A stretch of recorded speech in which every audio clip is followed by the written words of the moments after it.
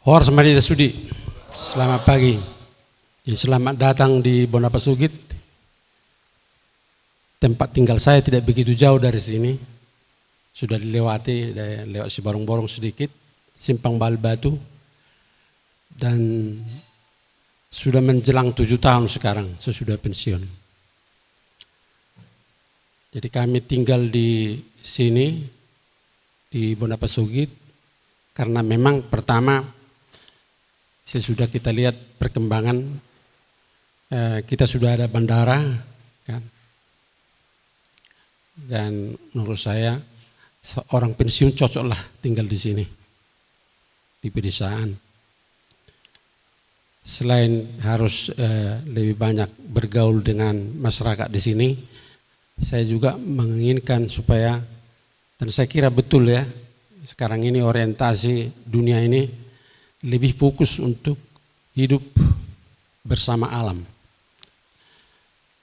Nah, bagaimana supaya gerakan green ini betul-betul bisa diwujudkan, dan kita masih memiliki potensi di daerah Tapanuli ini. Mudah-mudahan juga Universitas Indonesia ke depan ini lebih memperhatikan potensi yang terkandung ya di sini.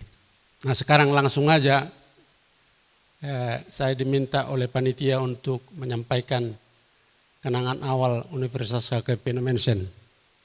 Jadi semacam refleksi, menggali bagaimana para pendahulu kita, leluhur, pimpinan gereja HKBP, tokoh masyarakat, anggota majelis pada waktu itu memikirkan bagaimana supaya Universitas HKP Indonesia ada di sini. Jadi saya kira ini yang kalau bisa kita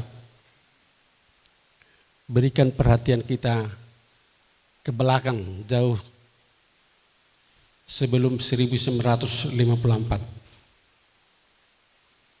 Mana ini? Kemana ini?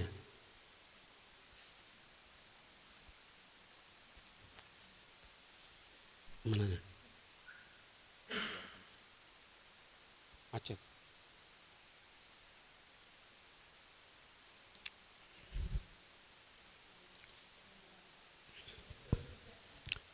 Nah, udah. Oke.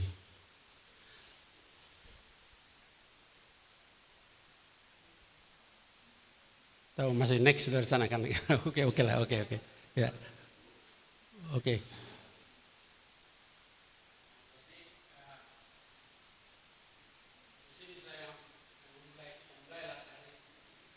Cek.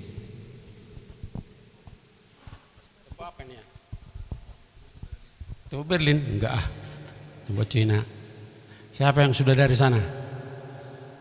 Sudah ada yang pergi ke sini? Terlama sudah ini ada dusi-dusi deh.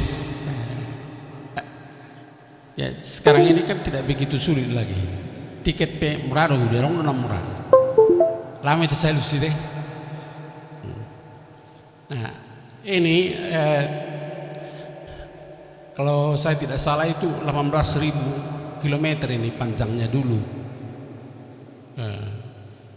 Dibangun sepanjang perbatasan ke arah utara. Tujuannya hanya menghempang supaya tidak masuk Mongolia, ya, kekuasaan Mongolia mengekspansi Cina. Itu aja tujuannya ini sebenarnya. Tapi Mongolia tidak menghadapi ini melalui kekuatan militer. Dia tidak menggunakan kekuatan militer. Gak usah dihancurkan itu temboknya, tapi kuasailah Cina gitu. Nah. Dan bagaimana caranya? Ini yang sebenarnya rahasianya di sini. Jadi ada 3 sebenarnya cara penghancuran peradaban suatu bangsa. Jadi ini tolong juga Batak juga akan hancur kalau ketiga ini tidak diperhatikan. Indonesia ini juga bisa hancur berkeping-keping kalau ketiga pilar yang ada di sini itu tidak diperhatikan. Pilar pertama sebenarnya itu keluarga. Nah, jadi ini termasuk sekarang ini kita mesti hati-hati dengan kehidupan keluarga ini.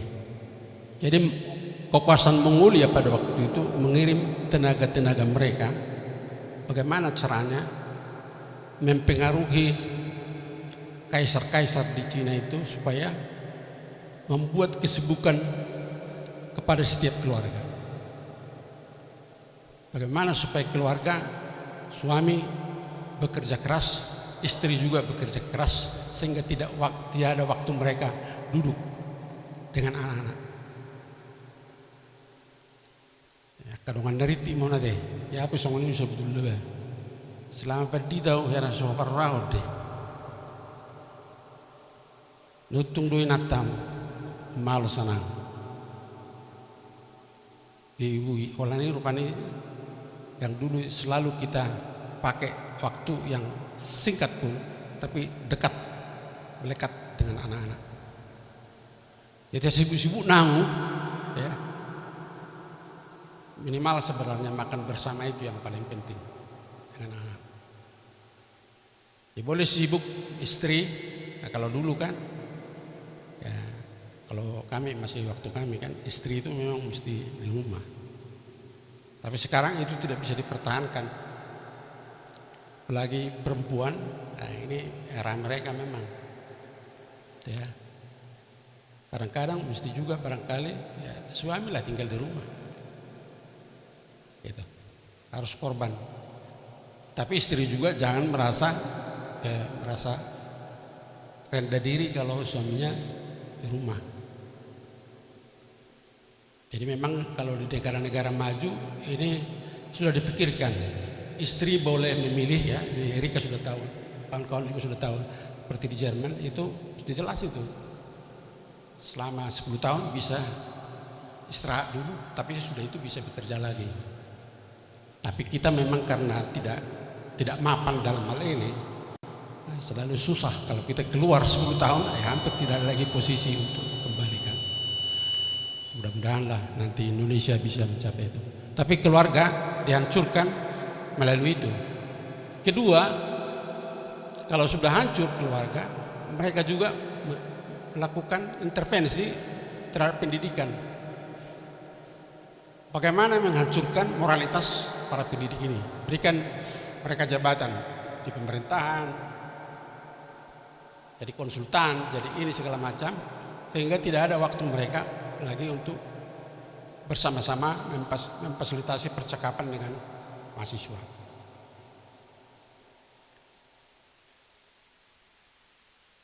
Karena memang sesudah keluarga sebagai basis benteng terakhir, tapi sebenarnya juga sekolah, universitas. Nah, nanti kita akan lihat ini bagaimana di era misioner perhatian mereka untuk itu. Nah, Mensen itu tidak langsung memberitakan ini, bukan berkhotbah. Nanti kita akan lihat itu. Tapi memang betul-betul, makanya dulu ada untuk para pendeta pun sebenarnya pendeta juga perlu mendengar ini. Di sini yang disebut teacher preacher. Karena sampai tahun 70-an semua dosen-dosen dari Mensen itu selain teacher, preacher diberikan panggung untuk berkhotbah. Saya masih waktu anak-anak dulu di daerah, saya dari Mensen seperti banyak dulu itu yang sudah tua-tua, mereka berkhotbah. Tapi memang karena ada dua ada tempat berkhotbah yang tinggi itu, ada yang rendah. Di situlah mereka berkhotbah. Ini semacam refleksi. Rektor tanya macam kita. Nah, itulah. Jadi kan dua kan ada itu. Jadi kalau kebaktian kita itu kan ada evangelium, kan? Epistel. Jadi biasanya kalau dari Mensen itu menggunakan epistel itu sebagai refleksinya. Gitu. Saya kira ini perlu diusahakan ke depan. Karena kita capek untuk sekarang ini misalnya kalian sedang ngurus bagaimana supaya mahasiswa masuk kan. Sebenarnya dengan action seperti ini, kemajuan-kemajuan yang diperoleh oleh dosen kan beda kan. Kalau dia latar belakangnya pertanian atau teknologi, psikologi dan yang lain-lain ini merefleksikan firman Tuhan itu akan beda. Nah, saya sebenarnya usul saya seperti itu dari dulu. Jadi sense of belonging dari semua dosen-dosen itu betul-betul dirasakan oleh jemaat. Itu. Nah, jadi proses pendidikan ini ya kita lihatlah ke depan. Itu sudah kerjaan rektor lah itu. Kan? Yang terakhir inilah,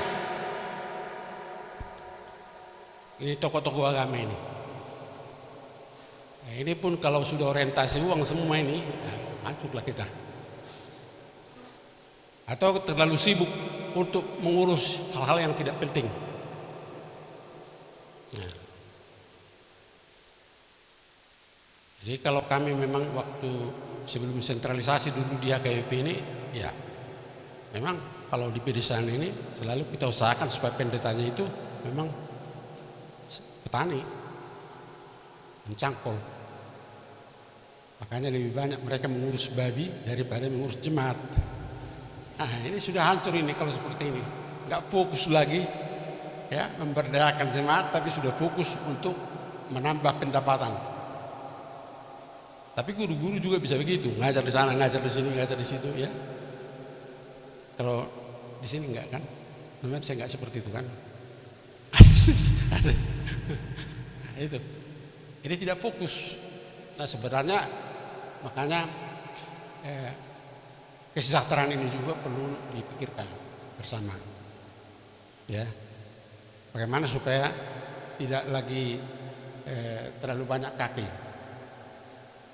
Nah, seperti saya satu-satu bisalah. Kaki di LSM, kaki di sini boleh lah kan gitu ya. Tapi itu pun sudah pensiun lah. Oke, itu kira-kira ya. Jadi ini kalau saya rasa ini yang diperhatikan oleh para misionar dulu. Ini sudah betul-betul. Ya. Nah, jadi kalau kita sekarang mau merenungkan, merefleksikan kenangan pendirian UHN ini, pertanyaannya apakah ini bisa masih relevan? Jadi supaya ini relevan menurut saya, yang ketiga yang saya bikin di sini, signifikasi itu mesti terus kita diskusikan. Apa makna dari UHN ini? Dulu, nah itu nanti menjadi tugas sesi ini. Tapi juga ke depan, besok barangkali kita akan lihat. Bagus juga sebenarnya kalau walaupun ini refreshing katanya kan, memberi semangat, motivasi gitu. Tapi juga output dari sini mestinya ada sesuatu yang bisa kita lanjutkan. Nah, ini apa kekuatan yang bisa melegitimasi UHN ini? Nah, barangkali ini nanti kita lihat dari logo itu, kita akan lihat mana kekuatan legitimasi, pengakuan apa yang penting. Kemudian yang terakhir itu dominasi, pengaruh. Ada nggak pengaruh mention ini dari dulu hingga sekarang? Gregetnya ada nggak? Inspirasinya ada nggak?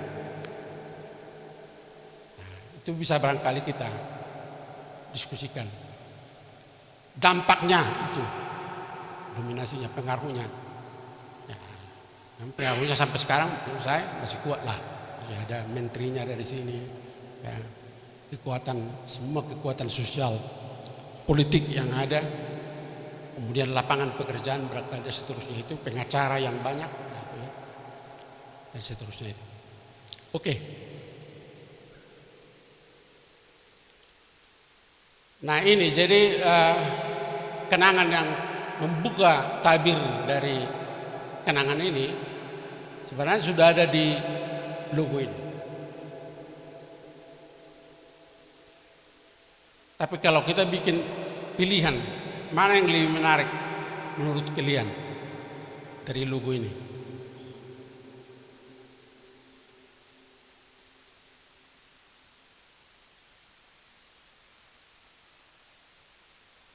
yang menohok lah gitu, yang kuat mempengaruhi sampai sekarang. Kalau kita lihat Luwu ini mana yang lebih terus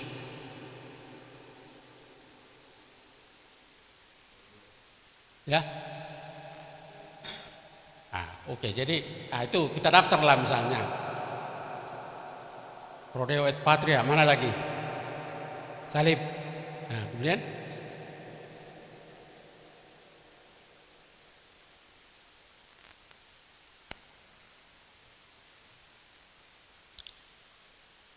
kenapa Universitas HKBP dimension?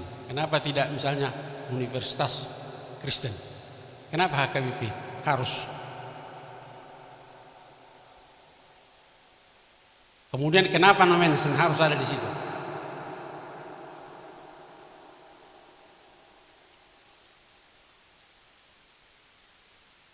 Jadi Pro Deo et Patria satu, kenapa HKBP? Kenapa Nomensen? Masih ada lagi yang supaya dari situ kita mulai diskusikan. Kalau soal kapas dengan padi ini udah umum. Salib tadi ya, salib ya. Tapi kalau misalnya kapas dengan padi ini udah biasa kan? Di partai politik pun sudah ada itu kan? Ya tapi yang paling menonton masuknya yang tip ya subjektif ya betul ya salib ya. Iya. Oke. Ya. Alkitab. Nah, salib Alkitab ya. Oke. Nah, kita mulailah dulu dari Pro Deo et Patria. Kira-kira apa kira-kira spirit dari situ? Kenapa itu dipilih menjadi moto?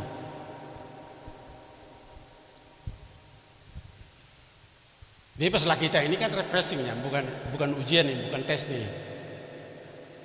Ya boleh lah.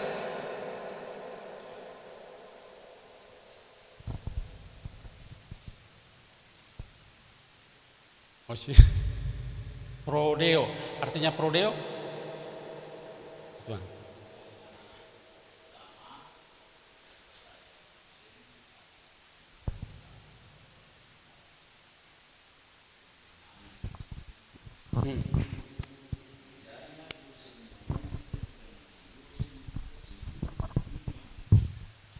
Dia dibekali.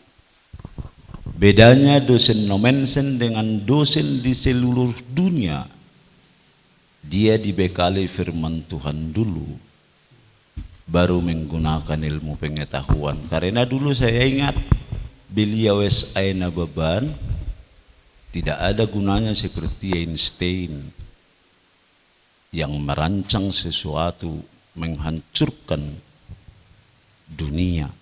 Itu aja yang saya ingat dulu. Dan sejak itu pulang dari Zaitun, semua dosen wajib berkhotbah di Nomensen. Jadi tidak dibicarakan di dalam pertemuan itu tentang et patrianya, tetapi Pro Deo-nya yang ditonjolkan. Itu yang saya ingat. Kalau boleh satu lagi tambah, boleh Amang? Setiap dosen itu dulu, kalau benar masih ada itu di Zaitun salib besar, setiap orang menuliskan 3 permintaannya. Dan kesaksian hari ini di tempat ini, saya mendapat semua yang saya tulis.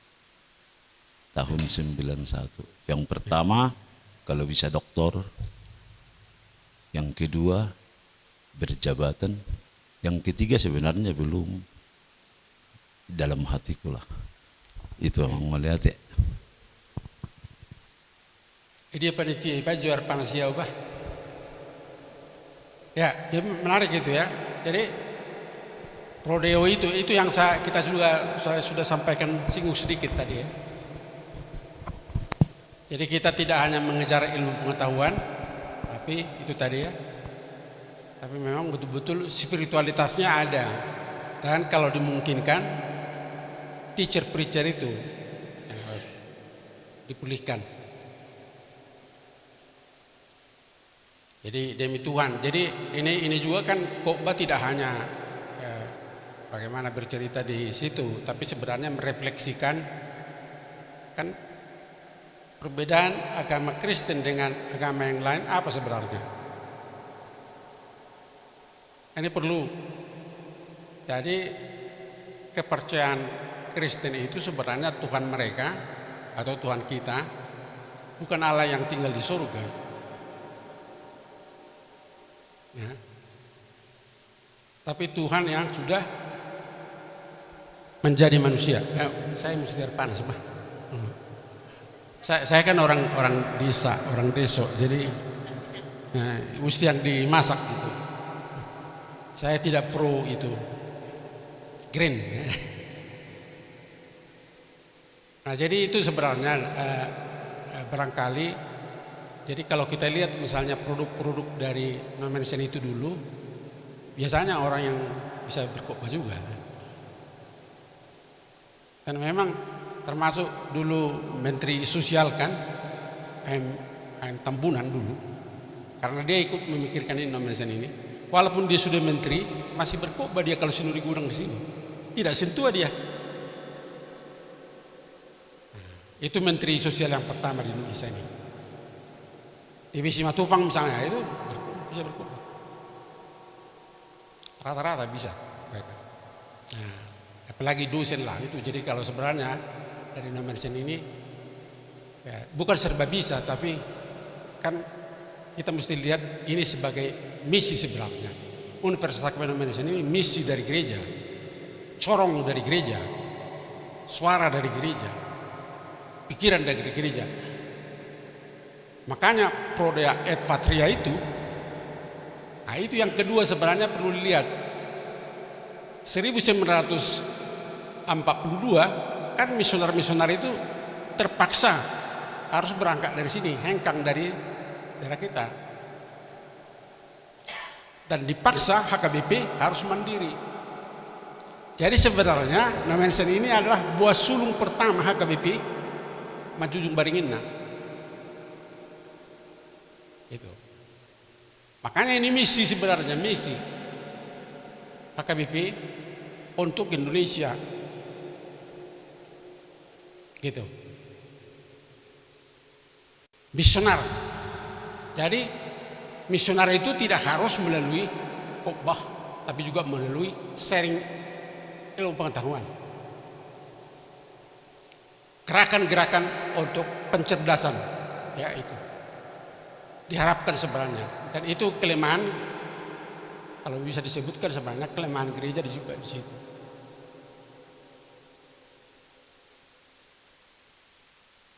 Mestinya setiap kegiatan yang menggerakkan masyarakat ya harus melibatkan Universitas Nomensen. Dulu tahun 80-an banyak lembaga dari Universitas Nomensen ini, termasuk bantuan hukum ada di situ, ya. Lembaga budaya Batak ada di situ. Nah, ke depan ini sebenarnya lembaga-lembaga seperti ini, Pak Rektor dan yayasan sebenarnya juga harus memikirkan itu, memberi kesempatan atau mendorong eksekutif kita ini supaya mengambil misalnya seperti lembaga pastoral counseling, kenapa tidak bisa, dan seterusnya yang lain. Nah, jadi spirit ini ada. Jadi kita ini tidak hanya untuk kita, untuk HKBP, ini untuk bangsa ini. Membangun UHN itu membangun Indonesia. Jadi jangan dibalik. Nah, jadi kita ini Indonesia yang kita bangun, walaupun sebenarnya ya melalui UHN ini. Inilah partisipasi gereja dalam memajukan bangsa ini.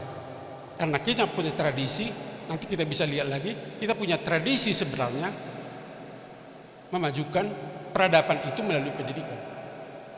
Nanti kita lihat di era misioner. Tapi satu lagi ada yang mengkritik ini, Patricia ini, kenapa tidak populo misalnya, tidak masyarakat?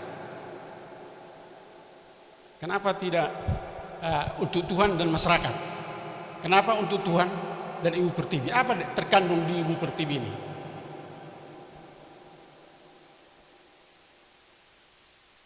Jadi kalau saya melihat ini, saya dahulu kalau dulu ini sebagian Karena Ibu Pertiwi ini kan sebenarnya yang terkandung di sini tidak hanya manusianya, tapi juga alamnya.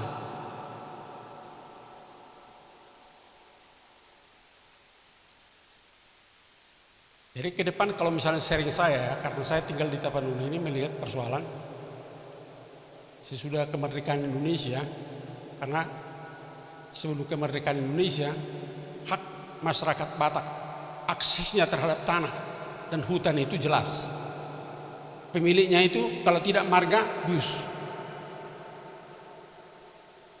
Tapi sesudah undang-undang itu mengatakan bahwa negara diberi hak kelola untuk kepentingan masyarakat, nah di situ. Sebenarnya dalam kerangka Bhinneka Tunggal Ika ini perlu diadvokasi.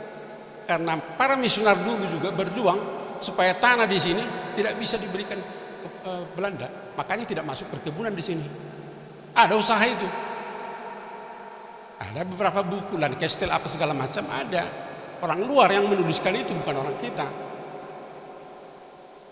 Jadi kalau kita berjuang mengatakan untuk Tuhan dan Ibu Pertiwi, hak-hak masyarakat terhadap tanah,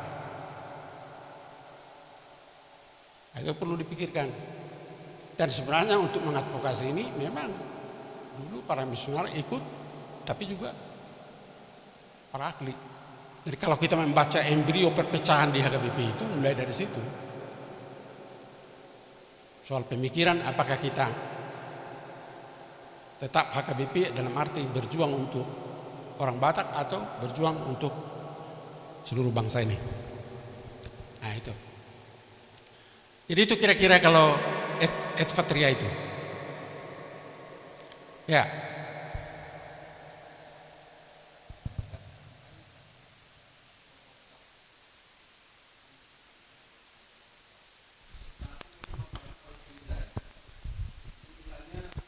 Kalau kita berkhotbah, ya kita berkhotbahnya sebagai ilmuwan, bukan sebagai menggantikan peran pendeta, mengutip Alkitab juga. Jadi kalau memang kemudian kita ini merangkap, yang saya perhatikan, maaf ini kan kita refleksi ya. Jadi sekarang ini kami ini banyak merangkap ya dosen, misalnya sintua juga. Jadi ketika kita berkhotbah tuh ya khotbahnya khotbah sebagai sintua. Mungkin yang diinginkan Proyek Patria itu bahwa kita sebagai dokter misalnya, kita bersaksi sebagai dokter berkhotbah, oh dokternya bagus melayani, oh alumni Nomensen, dosen Nomensen, mungkin begitu kalau dalam pandangan saya. Tapi kalau misalnya dokter itu waktu jumpa pasien buka Alkitab, yaitu dia menggantikan peran sebagai pendeta, sebagai sintua. Jadi mungkin nilai itu. Saya waktu mahasiswa ditantang juga orang, ya ada guru agama waktu itu yang bilang, kalian ini mau jadi kodok atau mau jadi cecak? Nah mereka bilang kalau kodok itu mirip pendeta itu. Ya pendeta, jadi orang ketika hadir, orang tahu dia itu akan bagi firman Tuhan. Tapi kalau waktu cecak hadir itu dia tidak tahu bahwa kita sebenarnya akan bagi firman Tuhan juga, tapi dia akan terima karena saya datang sebagai dokter. Sehingga masyarakat yang berbeda agama pun akan menerima saya dengan baik. Tapi kalau saya datang sebagai pendeta tidak akan diterima lagi. Oleh karena itu kalau kita misalnya datang ke masyarakat, yang kita sampaikan tuh tidak harus dari Alkitab. Jadi kita tidak perlu bilang juga saya pengkhotbah gitu, enggak. Justru gitu mungkin kelemahan kita. Orang udah resisten kepada kita. Ya misalnya yang non muslim sekarang makin sedikit yang kuliah di Nomensen karena sudah tahu masuk Nomensen dikhotbahin nanti. Saya akan jadi orang Kristen. Nah beda mungkin dengan sekolah-sekolah Katolik atau sekolah Islam. Ini sekarang Amang Pendeta di Muhammadiyah tuh banyak juga orang Kristen. KBP banyak juga tuh di sekolah-sekolah yang agama. Karena mereka tidak mengkhotbahkan kitab sucinya, tapi mengkhotbahkan pelayanannya, ilmu pengetahuan buah dari kitab suci itu. Mungkin itu yang saya pandang sih, bahwa saya akan berkhotbah, tapi saya tidak berkhotbah sebagai orang yang buka Alkitab. Tapi saya kan misalnya dokter atau saya ahli hukum, saya akan menunjukkan pelayanan hukum saya dengan lebih baik daripada orang lain. Mungkin begitu. Oke, memang kita masih bisa debat di situ ya. Iya. Mesti ada sesi lain untuk itu. Tapi maksud saya ini hanya jadi metodenya bisa beda. Ya, metodenya. Saya juga karena aktif saya dulu di LSM dan orang-orang Islam juga tahu saya pendeta. Dan saya memang tidak menyebut teks Alkitab. Tapi di situ memang jelas ada suaranya Injil itu ada di situ. Jadi itu bisa perdebatannya di situ. Ya. Satu tulisan dan disertasinya itu non apologetic Ya. Christianity. Itu kan penginjilan. Iya.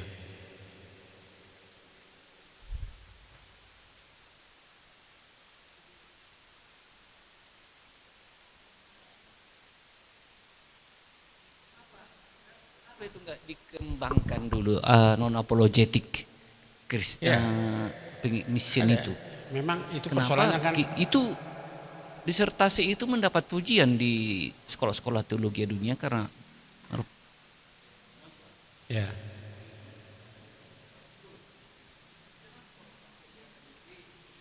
Ya kita bikin lah, itu maksudnya. Maksud saya tadi kita bikin. Jadi artinya kan ada Christian without name itu kan perlu sebenarnya.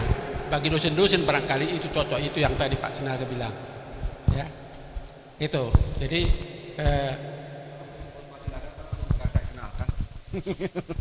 ya Pak, saya masih bisa ini. Ya Mang. Jadi baguslah, artinya ini bahan lah untuk kita. Tapi saya kira belum terlambat, mestinya ada kan menarik juga itu kan, kalau ada arsitek misalnya, dia caranya membuat arsitek rumah itu selalu di pikirannya ada memang beritakan Injil ke seluruh makhluk, itu di sini beda sekali dia dalam rangka menuliskan itu.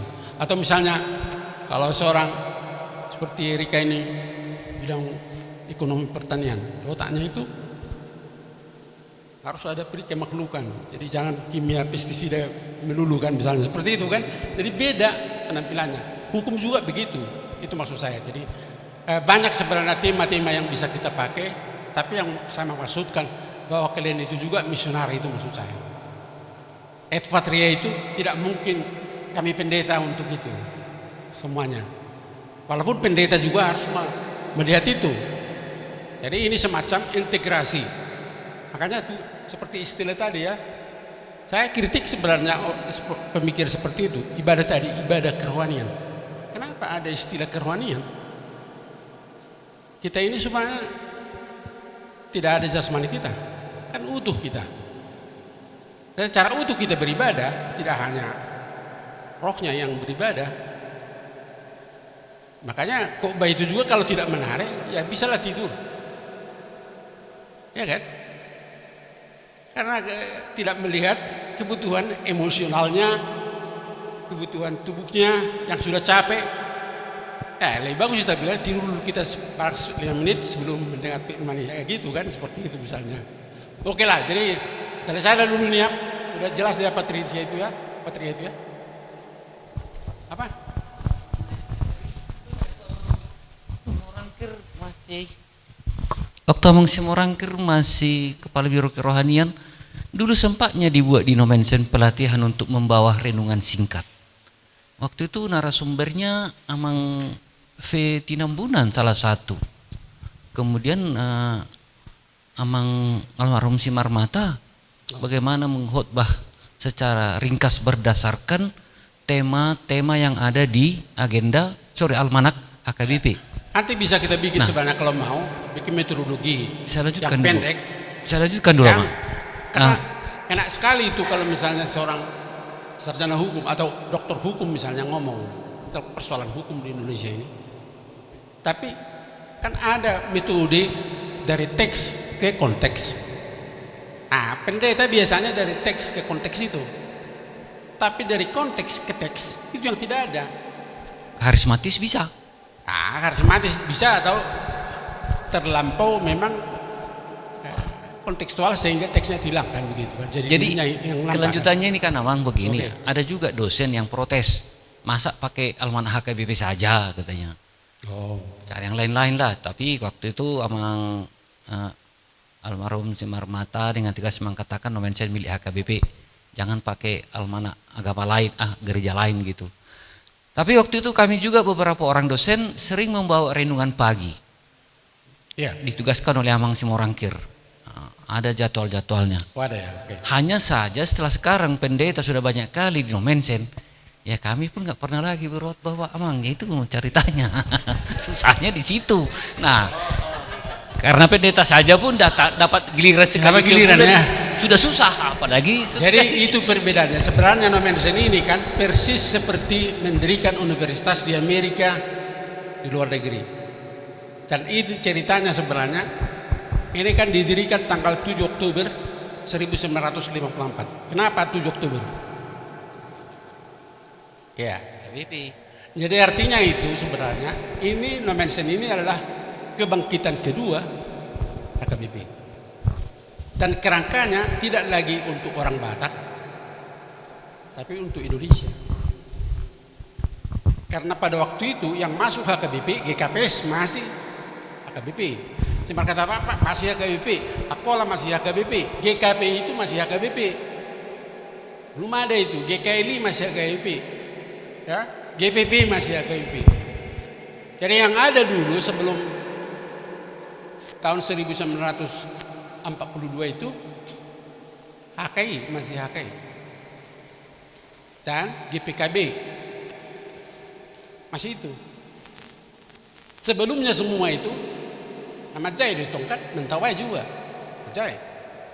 Sebelum juga Majai tahun 60-an itu. GKPI pecah karena ada persoalan di Nommensen. Jadi akar itu perpecahan itu karena rektor pada waktu itu Dr. Andar. Dan yang mendirikan Nommensen ini kan 3 fakultas. Fakultas Ekonomi, Fakultas Teologi, dan Fakultas Hukum. Itu kemudian itu toh. Ya. Kemudian tahun 60-an itu FKIP. Dan FKIP itu sebenarnya didirikan supaya HKBP bisa mendirikan sekolah-sekolah, tapi justru Katolik yang memperoleh manfaat dari FKIP. Karena sesuatunya yang paling bangunannya yang paling bagus, di fasilitas yang paling bagus itu FKIP Siantar. Karena Medan itu baru tahun dalam rangka 125 tahun dibangunlah ini gedung yang tadi itu. Besar itu. Yang besar di depan ini. Ya, oke. Menurut pendapat saya, diskusi dari tadi kami dosen, kalau boleh begini, ini sejujurnya kami itu dosen sudah sampai doktor, profesor di sana. Datang pula lah pengkhotbah. Jangan-jangan yang baru ditabalkan. Maka pengetahuan kami itu jadi rusak sebenarnya. Bagaimana kami misionaris sementara pengkhotbah tidak memahami filosofi kami. Sebenarnya tuntutan kami, pendeta di sana juga harus doktor semua. Kira-kira ke sana sebenarnya pertemuan Sebenarnya kami. tidak harus doktor, saya kan tidak doktor. Bukan. Kalau ini kan lain Bapak, udah spesialis Pak. Aku kenal dulu waktu aku kampanye di Siantar waktu Bapak Pareses. Jadi udah lama aku kenal. Ya. Ya, jadi Oke, makanya aku tapi itu berani. catatan rektor lah itu kan. Makasih. Jadi sebenarnya ini perlu memang menurut saya dipersiapkan lah. Sama dengan Bapak dosen di sini kan dipersiapkan. Ya. Ada persiapan untuk itu. Maaf yang tadi Pak, bukan tidak ke apa-apa. Bapak. Jadi ini bagus sebenarnya kalau ada ketua yayasan di sini itu perlu dengar itu. Dan Pak Rektor lah. Sebenarnya saya mau lah untuk mendiskusikan itu hal seperti itu. Bikin satu tim untuk ngomong itu. Karena demi kebaikan. Ini kan bukan sebenarnya persoalan mesti doktor dan apa segala macam. Tapi yang paling penting dia memahami. Karena itu yang saya bilang tadi. Kan tugas utama kita sebenarnya bagaimana supaya orang lain bisa kan itu kan prinsip misionar kan gitu. Bagaimana supaya saya lebih bisa, bukan itu. Bagaimana orang lain bisa gitunya. Transformasi seperti itu yang perlu. Ya.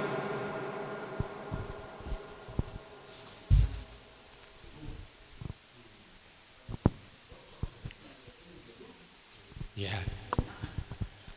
Nah, itu juga. Jadi artinya kami berdua nggak sepakat, itu maksudnya Pak. Amang ini kan bilang saya harus sudah doktor. Saya sudah pensiun, jangan Ya. bawa dalam percobaan. Saya jangan bawa percobaan. Kan Oke. pertanyaannya di situ, kenapa pendeta tidak lagi mengambil Kita lanjutkan dulu maksud saya ini teologi ini nanti belum selesai ini. Nah, kedua kita bikinlah dulu kenapa HKBP. Huria, Kristen, Batak, Protestan. Sudah Batak, Kristen, Protestan pula. Ya kan? Kenapa kira-kira? Kenapa mereka tidak bikin seperti di Jawa Universitas Kristen Indonesia, ini Kristen Sumatera Utara gitu? Kenapa enggak? Jawabannya kan gini, Bang. Katanya kan kenapa HKBP udah Batak, udah kenapa enggak Batak kenapa Kristen Batak bukan Batak yang beraroma Kristen? Ini Kristen beraroma Batak gitu kan, Protestan lagi. Cuma ada semacam apa pengetahuan awam gitu ya, karena HKBP ini diambil dari nama-nama misi yang bertemu pada tanggal 7 Oktober tahun 1 Hans, si Asel, si Ben, si Bin. Jadi HKBP ini dari nama-nama misionaris itu katanya, bukan berdasarkan pedoman tata bahasa Indonesia yang baik. Dan benar kira seperti itu, Mak. Mana yang betul sebenarnya? Ya.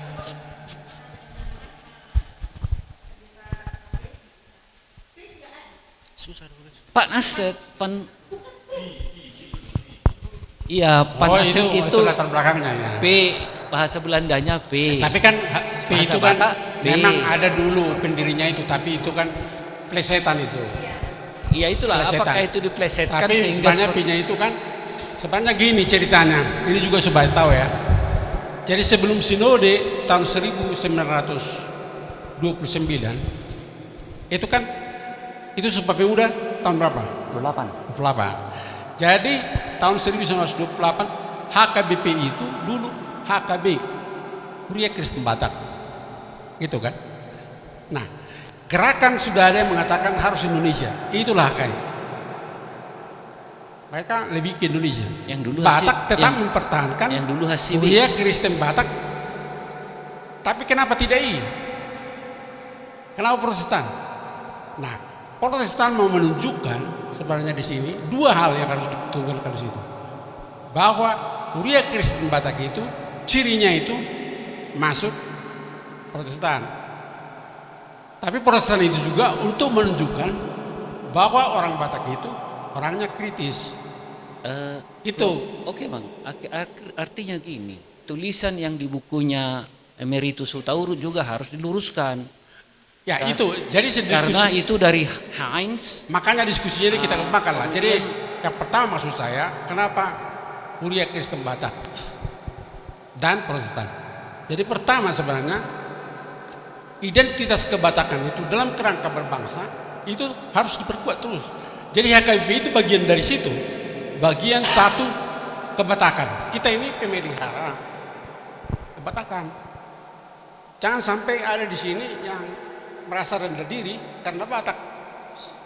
Nah, menurut saya HKI itu sudah rendah diri itu, dari orang Batak. Tapi kalau ada HKI enggak, maksud saya maaf ya. Jadi maksud saya hanya supaya jelas gitu ya, supaya jelas gitu. Dan tidak loncat kebatakan kita itu karena kita memahami Bhinneka Tunggal Ika. Kenapa harus Indonesia? Supaya Indonesia. Batak pun bisa Indonesia. Ya, kalau HKI kan dulu emang Hasibi. Iya kan, Hasibinya dulu. Itu baru. dulu. Sama kita dengan Hasibi dulu. Hasibi semuanya. kan, baru menjadi Sinode HKI. 29 itu baru dibikinlah ketetapannya jadi Protestan. Cuma yang saya ingin tahu abang gini, HKBP ini bukan singkatan dari nama-nama misionaris yang 4 itu saja. Itu udah selesai tadi. supaya bukunya Amang Hutaurut juga perlu dikoreksi, Ya. bertumbuh dalam Itu hanya supaya pendewasaan itu. lengket otaknya itu. Oke Bang, malah teh. Jadi identitas Habatahon dan Hakristenan itu dan Protestan itu bagian integral dari sejarah kita. Agak, Abang izin dulu bertanya Bang, hanya apa? Agak melebar diskusi kita dulu. Ya. Yang benar itu Kristen yang dibatakkan atau Batak yang dikristenkan? Yang benar mana Bang? Kristenkah yang dibatakkan atau Batak yang dikristenkan? Satok Harus kijong. biti kiai aku saya bro. Apa saya betul ikut saya serana iba. Allah. Satok kijong na tua.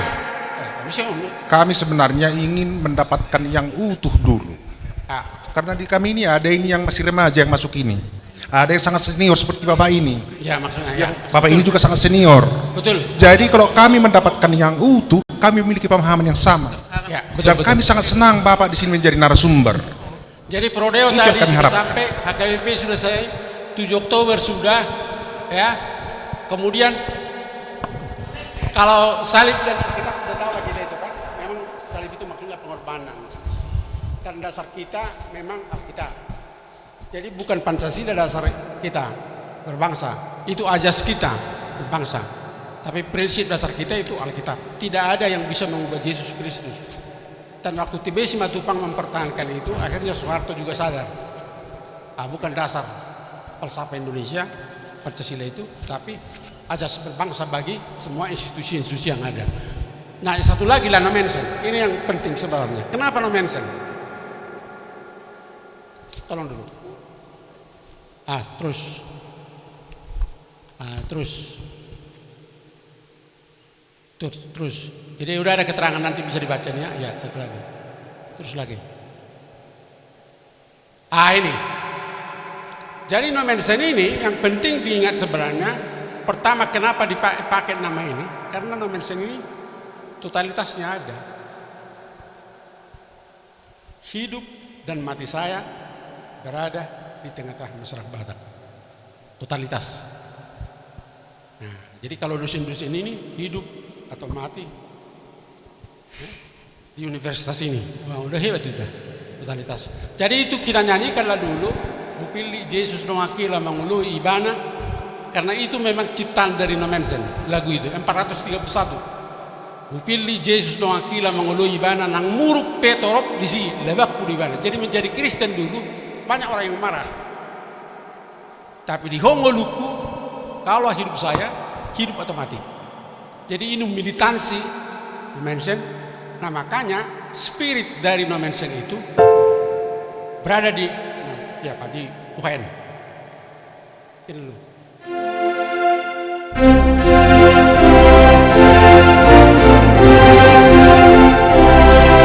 Nah, semangatlah kita menyanyikan.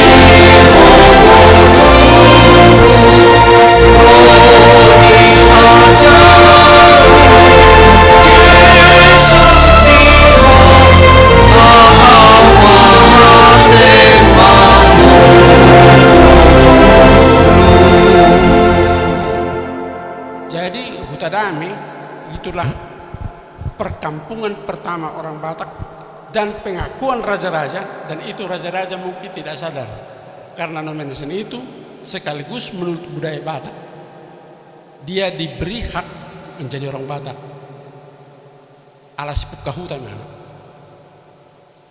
walaupun perkembangan di perbiguan dunia nai kalau tinggal di mana sih ada pengakuan masyarakat Akatubing ya. Walaupun ada juga konflik antara mereka, tapi diberikan itu menjadi perhutanan yang pertama. Itulah eksistensi kalau orang Batak. Ya cik itu halak Batak nasor tanona. Kalau siswi itu pati palimahuna deh. Tidak, itu identik itu. Liling mengulu ditanam. Nah itu. Itu adalah tanah ini, tapi orang Batak kalau tanpa tanah, tutor tanah bagus, betul. Ya. Artinya harus ada itu. Jadi kemudian dari situlah dia mendirikan konsep pendidikan pertama. Karena semua orang-orang yang menjadi penghuni kampung itu sebagian dibawa dari Tapanuli Selatan. Ya, ada kebetulan Purwodekar. Satu Maria Purwodekar, mantan Hatuban Setabi. Espirok. Bom may yangka magay guru. Jadi kawin may itu Marga Huta Barat.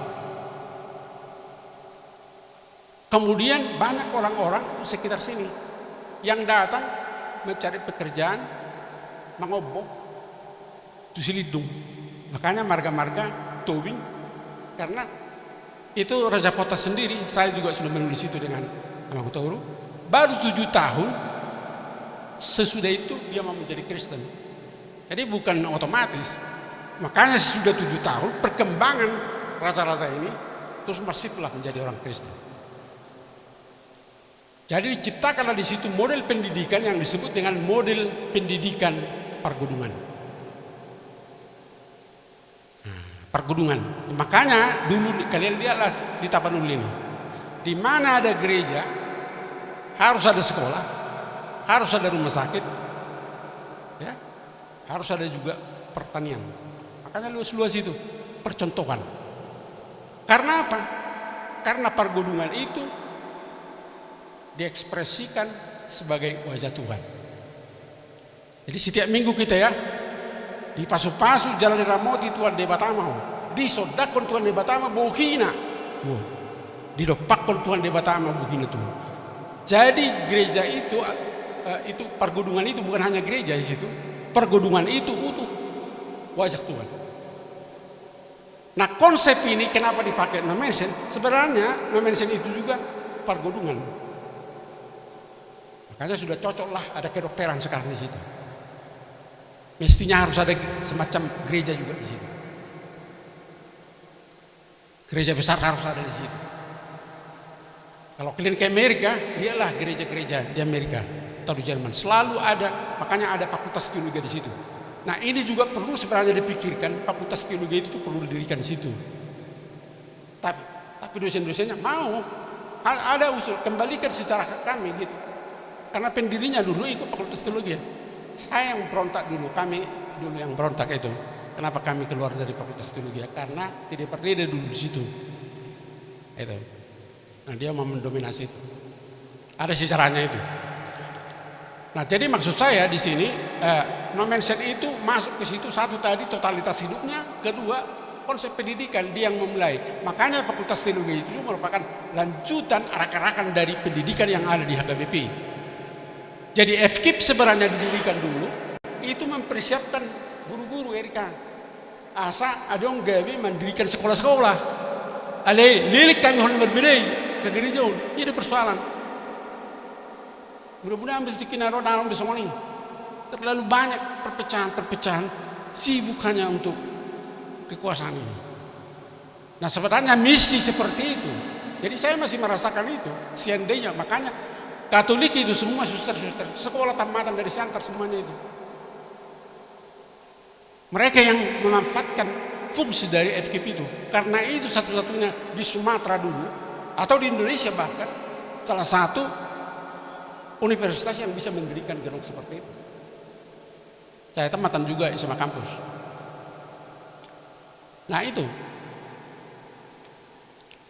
Nah kemudian kalau nomensen itu menarik, karena menurut nomensen gereja itu mesti ditarik ke onan dulu. Jadi makanya onan di sini lihatlah menentukan jadwal kapan di borong-borong onan, kapan di silindung onan, kapan dihumbang, kapan dituba. Gereja yang menentukan itu. Gereja mempengaruhi karena mereka mengatakan kepada Belanda kami lebih mampu melihat di sini. Makanya subsidi diperoleh oleh gereja dari Belanda. Jadi akses gereja itu atau akses sekolah itu sangat kuat mempengaruhi perubahan di masyarakat. Nah ini yang hilang sebenarnya dari jejak itu. Ya, makanya kalau saya bilang tadi bahwa nomensen ini juga perlu mendirikan lembaga-lembaga mengadvokasi kepentingan rakyat itu. Menurut saya ke depan harus itu. Besok kita bisa diskusikan mengenai itu. Tapi kalau hanya melakukan apa yang ada saja sekarang, nah, kita akan stagnan seperti ini. Tidak akan mengalami satu loncatan. Mungkin fakultas baru juga harus dipikirkan sekarang, fakultas green faculty. Seperti itu. Tapi nanti setelah itu kita diskusikan. Nah ini kira-kira karena sudah habis waktu kita, jadi kalau Nommensen itu adalah duta orang Jerman ke Tanah Batak dan dia menjadi Batak, maka Nommensen ini adalah juga duta gereja KBP untuk membangun Indonesia ini. Jadi sakalan nenek kamang dotamunang. Dan asal sakalan maksudnya kalau penangguhan dijaga kalau itu betul memang basic mendasar. Inilah garda terdepan dari HKBP mengadvokasi kemajuan peradaban di tengah-tengah bangsa kita. Tak ini Jo? Oke.